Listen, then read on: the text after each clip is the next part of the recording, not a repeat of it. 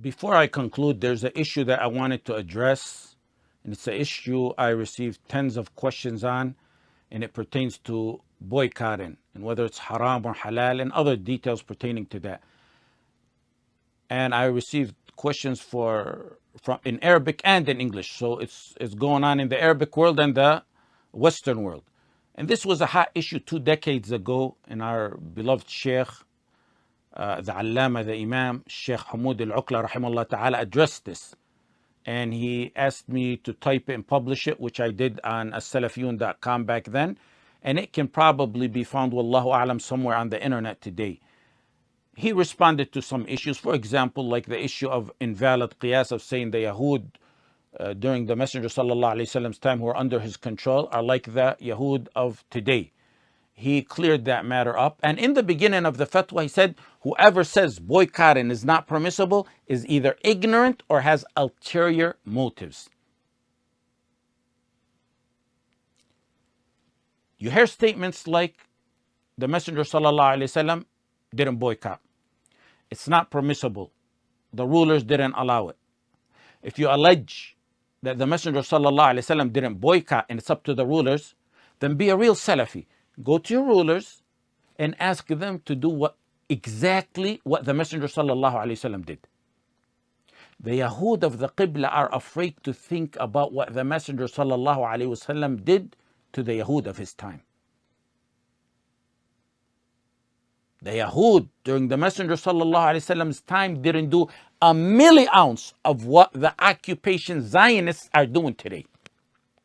What they did was uncomparably much less than what the Zionists of today are doing. Yeah, go see how the Messenger sallallahu alaihi wasallam dealt with them. And since you're Salafi and you say the Messenger sallallahu alaihi wasallam didn't boycott, go ask your leaders to deal with the Yahud of today like the Messenger sallallahu alaihi wasallam dealt with them back then. Go read the history in Sirah of what happened to Bani Nadir, just because they attempted to kill the Messenger sallallahu alaihi wasallam, or what he did to Bani Qaynuqa, not because they massacred men and women and children over a 75-year span, not because they took towns off the face of the earth. I'll just give you a quick, small example. The town my father's from in Haifa. After my father left in 1948, there was approximately 2,000 people left there. They went to that town, massacred everybody there, and took that town off the face of the earth. It no longer exists. And there's countless of other examples like that. So Gaza is not something new. For the new generation, we tell them, Gaza is not, that's been going on for 75 years. Go see what happened to Bani Qaynuqa. Not because they massacred or caused a genocide, because they violated a single woman. Or Bani Qurayza, when the Messenger sallallahu alaihi wasallam approved the blessed decision of Sa'd ibn Mu'adh, because they betrayed the Messenger sallallahu alaihi wasallam while he was occupied fighting Al-Ahzab. And then go see how he chased them out of Khaybar after that, and what he did to them, and what Umar radiallahu anh did after that. The Messenger sallallahu alaihi wasallam took their strongholds and wealth and evacuated them. He took their castles and orchards and fortresses and weapons and even their food. He made them surrender their wealth. Boycotting is what? Inflicting pressure on a targeted entity. It's a form of boycotting. That's the highest degree of boycotting. When he besieged Bani Nadir and other tribes, it was a form of economic pressure on them. When he burnt down and cut their palm trees, it's a form of economic pressure on them. When he destroyed their economic infrastructure, their source of food, that's a form of economic pressure. In Sahih Bukhari, Muslim, Ibn Umar radiallahu anhuma related, أن رسول الله صلى الله عليه وسلم حرق نخل بني النضير وقطع. The Messenger sallallahu alaihi wasallam cut down the palm trees of Bani Nadir and burnt it. He cut them down and he burnt it. And that's when the verse was revealed. ما قطعتم من لينة أو تركتموها قائمة على أصولها فبإذن الله وليخزي الفاسقين. Directed, the verse is directed to the believers. Whatever palm tree you cut down or you leave standing, it's by the will of Allah. وَلِيُخْزِيَ الْفَاسِقِينَ. Ibn al-Qayyim and Ibn Hazm and al-Nawawi and al-Sarakhsi and others said this is proof on the permissibility of cutting their trees. Their trees are what? Their source of income. Their source of food. That's economic pressure. Ibn Hazm said it's even permissible to burn their food, a form of economic pressure. Ibn al-Qayyim said if it weakens them and enrages them, then it's permissible. So the Messenger sallallahu alaihi wasallam, what we get out of this, the Messenger sallallahu alaihi wasallam used economic pressure in numerous ways to pressure his enemies. When he sent Sa'd ibn Abi Waqqas, aside from what I just mentioned, when he sent Sa'd ibn Abi Waqqas, he sent Sa'd to get a caravan of Quraysh in Sariyat al-Kharrar. Sariyat al-Kharrar was an attempt to get a caravan of Quraysh. It's called Sariyat al-Kharrar or Sariyat Sa'd ibn Abi Waqqas. And he did the same exact thing in Ghazwat Buwat. And the same exact thing in Ghazwat Badr that everybody knows its details. Each one of those was an attempt to take a caravan of the enemy. Why? To pressure them financially. When the Messenger sallallahu alaihi wasallam made dua on Quraysh, it was dua on their economic system. Allahumma inni alayhim bisab'in kasab'i Yusuf. Oh Allah, help me against them by inflicting upon them 7 years of famine like the 7 years of Yusuf. After that dua, they were stricken with a year of drought that destroyed everything. They suffered severe fatigue and hunger, and they began to eat dead animals. That's the same as the dua of Musa alayhi salam. When Musa alayhi salam wanted to make dua on Fir'aun, he made dua on their economic system. رَبَّنَا إِنَّكَ آتَيْتَ فِرْعَوْنَ وَمَلَأَهُ زِينَةً وَأَمْوَالًا فِي الْحَيَاةِ الدُّنْيَا رَبَّنَا لِيُضِلُّوا عَنْ سَبِيلِكَ رَبَّنَا اطْمِسْ عَلَى أَمْوَالِهِمْ رَبَّنَا اطْمِسْ عَلَى أَمْوَالِهِمْ. Dua on their wealth. Mufassirin said that after this dua, the harvest turned into rocks. Food and water are not allowed into Gaza. There's an ongoing genocide, openly, in front of the globe. The borders are shut and protected. No one can help. And they're not shut by the Zionists alone, but more so by their Arab agents. No one but Allah subhanahu wa ta'ala is helping. And that's not said in weakness, it's rather said in strength. Because Allah subhanahu wa ta'ala is the most sufficient. With all that going on, some innocent Muslims figure out a simple, convenient, easy, legal way for those who are afraid to pressure the enemy financially. And then you see the Jews of the Qibla begin to bark. It's haram, the rulers. Haram, and the rulers have to give permission. If your Murji'ah reject belly can't do without a Big Mac from a company that offers free meals to the Israeli military that's killing our children, then at least keep your mouth shut and don't stand in the way of the Ummah that's trying to show the simplest, most basic method of compassion towards their children and brothers. The Messenger sallallahu alaihi wasallam said in Sunan Abu Dawud, "Jahidul mushrikina bi amwalikum." Fight the mushrikeen with your wealth. This is one of the forms of that. When the intention of boycotting is to express your bara'ah from the kuffar. When your intention is to weaken their economic system that's bringing a genocide on Muslims, when your intention is to pressure them and their allies, when your intention is to show the enemies in the world that there's Muslims standing behind their brothers and sisters and children who are writing their names on their wrists in arms to be identified when they die, when that's your intention, then yes, insha'Allah, you will get reward.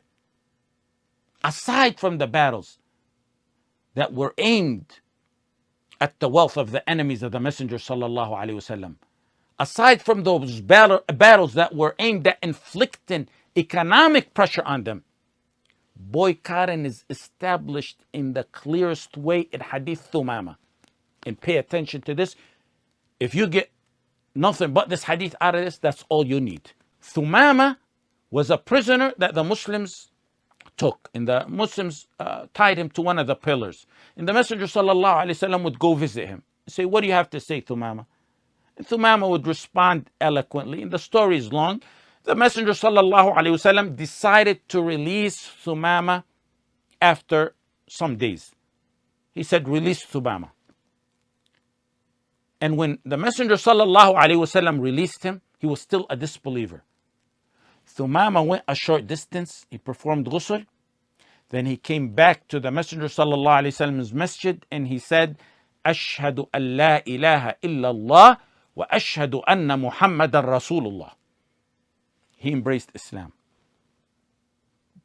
And he told the Messenger sallallahu alaihi wasallam, "There was no face on this earth more hated to me than your face, sallallahu alaihi wasallam.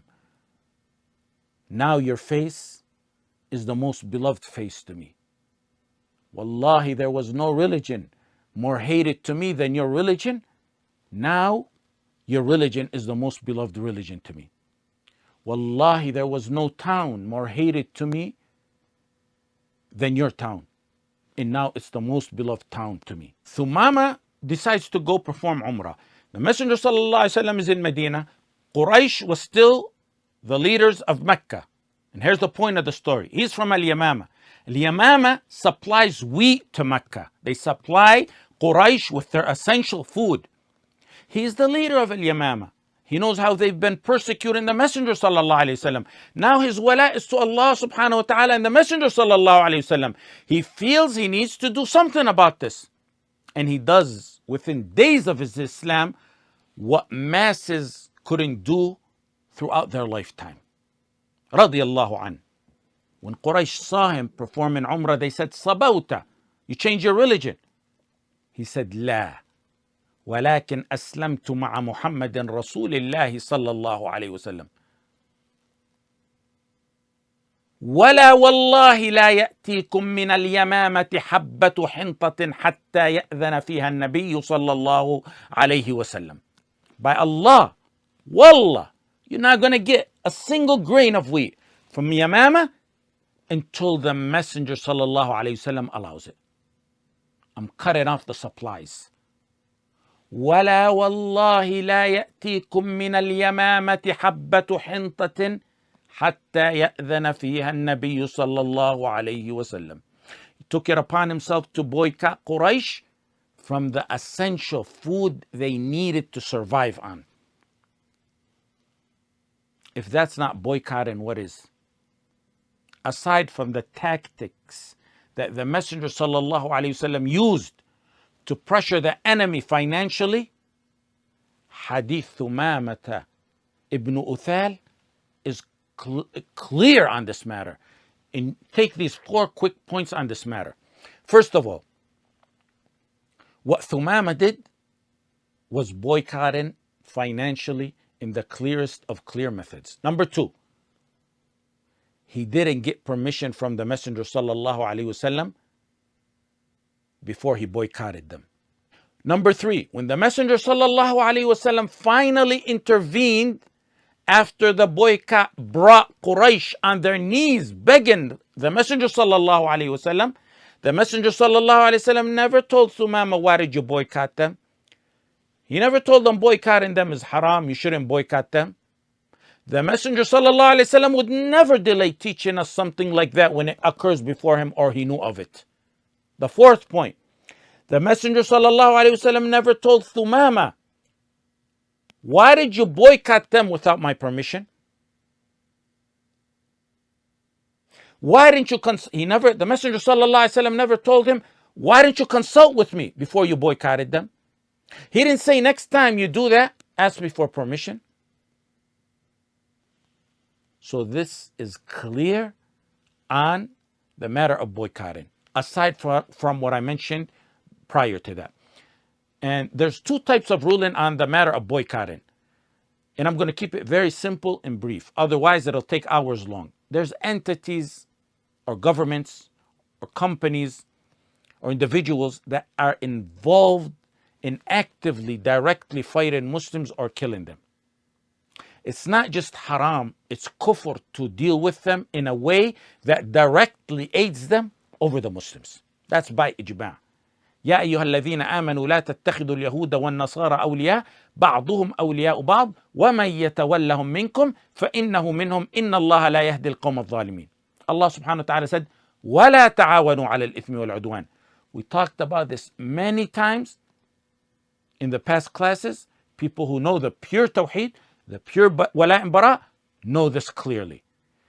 If you can't sell grapes to someone you know will use them for alcohol, and you can't loan money to someone you know will use them in haram, then how can it be permissible to directly support those who are actively involved in killing our Muslim children and committing genocide against our brothers and sisters? The second category is there's sometimes countries or institutions or corporations or entities where dealing with them in certain transactions may not be haram or kufr.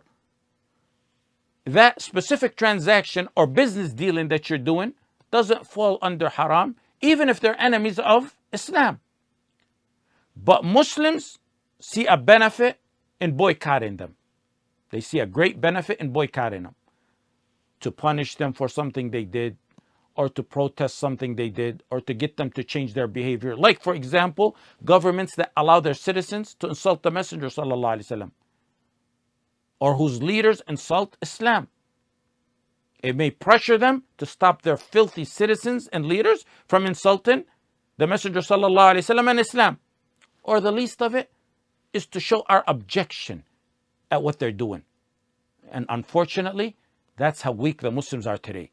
Sometimes a boycott may pressure an entity or government that's indirectly involved to ease the suffering on our brothers and sisters one way or another. Sometimes it may be to teach a lesson to companies or businesses that show indirect support or sympathy to those slaughtering our women, children, and men. And there's plenty of other scenarios and examples. In situations like that, the Muslims get together and unite on boycotting them. And in cases like that, it's greatly encouraged. وَتَعَاوَنُوا عَلَى الْبِرِّ وَالتَّقْوَى. And for those who say it doesn't work, they don't know the reality of the matter. All they need to do is go read the financial market headline news on companies that the Muslims called for boycotting and see how their stocks are dropping. When boycotting is done more properly, it can bring down governments. But even if it had no financial effect, the effect of showing our brothers and sisters and children that we're standing behind them by boycotting anyone who's against them is more than enough. Aside from the fact that permission of legitimate rulers is not required in a matter like this, which tawaghit are these people asking us to get permission from? For over 30 years, I've called the Murji'ah rejects, because they're truly rejects. They have no intellect whatsoever, and that's aside from their deviance in the Aqidah. Which tawaghit do these rejects want the Ummah to go to seek permission for a boycott? Are they talking about the tawaghit who recognize Israel's right to exist on Muslim lands that were irrigated with the blood and sweat of the Sahaba? Are they talking about tawaghit whose armies are only concerned about protecting the border of the Zionists, and their armies and military aid the kuffar over the muwahhideen every chance they get? Are they talking about the tawaghit that brought shirk and kufr, Hindu temples and interfaith, into the Arabian Peninsula? Are they talking about the tawaghit who are in full, open, public normalization status with the occupiers in Palestine? Are they talking about the tawaghit who were romancing publicly with normalization with the Zionists just before October 7 destroyed their hopes, or let's say delayed it, because they're going to go back at it? Tawaghit who are watching our kids and women and men being killed by the hundreds, a genocide is being committed, while they're entertaining a prostitute singer in the lands of Tawheed. Boycotting the products of the enemies is greatly encouraged, but rest assured, it's not the solution, nor is it enough. The solution will come on the hands, the ultimate solution will come on the hands of those pure muwahhideen who studied Surah At-Tawbah and Surah Al-Anfal. The ultimate solution will come in those who learn from the lessons and actions of the Messenger sallallahu alayhi wasallam, Bani Qaynuqa and Bani Qurayza and Bani Nadir in Khaybar. The true solution can only come on the hands of the pure muwahhideen. They ask, when is it? وَيَقُولُونَ مَتَاهُ قُلْ عَسَىٰ أَن يَكُونَ قَرِيبًا اللهم لعن كفرة أهل الكتاب الذين يصدون عن سبيلك ويكذبون رسلك ويقاتلون أولياءك اللهم خالف بين كلمتهم وزلزل أقدامهم وأنزل بهم بأسك الذي لا ترده عن القوم المجرمين.